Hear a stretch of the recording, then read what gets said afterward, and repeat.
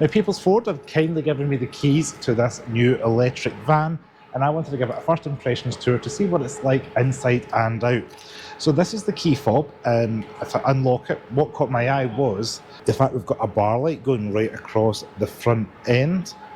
And it was pretty smart and obviously a modern design language feature. The grille is semi-filled in because it's based on shared platform with the combustion one, but obviously there's no engine in that behind here. And then we also have the charge port right up front here in the bumper. As you can see, CCS with the fast charging option. And then we've got this one being, again, a higher spec model. We do have alloy wheels. This one riding on the Goodyears. Efficient grip, apparently. How exciting is that? They do look around, I was going to say 17 inch. Does it say? So we do have 17 inch alloy wheels. You can see finished in this graphite colour. I really like this blue, and it's got the electric folding mirrors, which is a neat touch for those tight parking streets. Now round the rear of the car, you're going to notice the new tail lights. When I show you, you've got a little camera down here. Inside is standard Transit Affair, so as you can see, it's all lined with the plywood.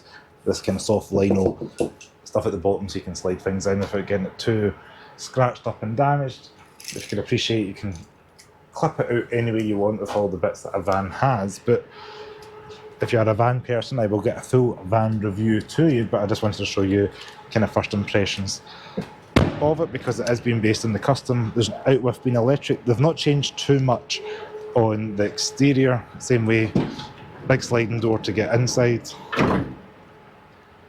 As you can see, quite like the LED lights up top. It's nice and bright in here considering we're 3 levels down underneath in Edinburgh. And I did notice that you're going to see the little flap here that you would charge, so you put petrol in normally. That's totally defunct now, being electric, but we do have a little bit of storage up there, and then we've got a glove box there, decent size. I quite like this cup holder, the way that pops out. Then your USB A and C charger, as well as the 12 volt power outlet, your Ford Sync system, which we'll touch on. These seats do lift up as well, so you can pull that forward, both of them, to give you a little bit more storage. This particular case, we do have the charging cables inside there, and then you can pull this up twice. Get under the bonnet in a second, but electric window, door handle, mechanical, big grab handle, a little shelf in there. You could probably put pens, bottles, and then as you can see, the whole door bin is lined with little cubby bits. Good use of space. And then underneath, we can pull this up. There we go. So there is no big engine as you'd expect. That is the electrical gubbins, the orange bits for electrical cables. So please don't touch, but your screen wash is on your left. It's probably the only thing you're going to really put inside your van. I do like the fact we've also got sound deadening material underneath here, which is a nice little touch. I don't know if it's really required in the electric car, because I've been in a lot of vehicles that do not have it, so it's always welcome. And then we've got the rubber on the leading edge of the bonnet there to help with, I guess, wind noise and probably water ingress as well, potentially. But just thought I would show you what it's like under here. So my favourite bit probably is that bar light up front, and this kind of chromium material. Is it satin silver or something? It's got a very unique front end. Like if you're looking at that, you're going to know that's an E-Transit. Parking sensors all round, and then let's have a quick look inside. Again, big handy door bin, and we have the little screen, so you know you're in latest and greatest, because modern vehicles have all got these big screens. So turn the van on, and as you can see here, we've got a little bit to say seatbelt's not in, and then here's your big screen. You've got front window defrost, which is going to be handy for those wintry days. Big visors, got lights, microphone up there, grab handles. Again, I will do a separate video covering the Transit Electric, but there's your things like your heated seats, which are free stage, which is welcome. And then we've got other things, as you can see, vehicle hotspot, etc. mirror defrost, climate control, heated steering wheel, which is going to be really welcome on those winter days.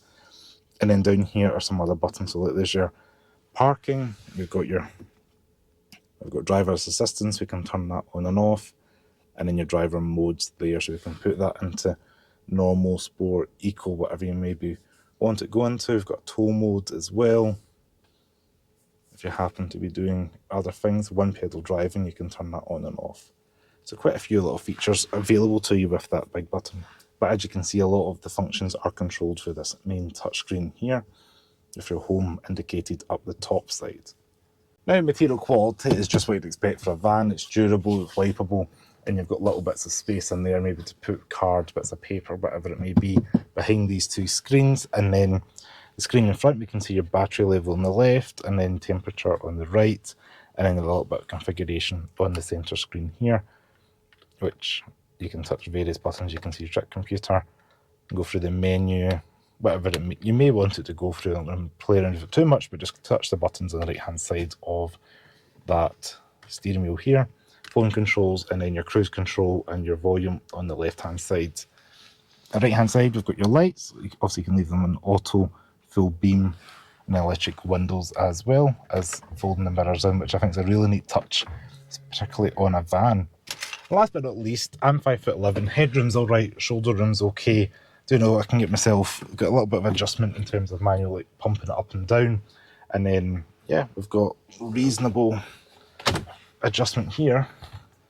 On the steering wheel can go up and down and in and out. So you should be able to get yourself relatively comfortable here inside the front of the E-Transit. And yeah, you've got that huge greenhouse which the vans give you when you're inside it, probably in height with the Ford pickup truck there. And we're definitely sitting up taller than the Ford Capri over there. But that is what the Transit E-Custom looks like inside. I said this was a quick kind of show you versus a review, but I will get a review to everybody. But thanks for People's Ford for giving me the keys and showing you what the new E-Transit Custom looks like. Thanks for watching. See you next video. Ciao.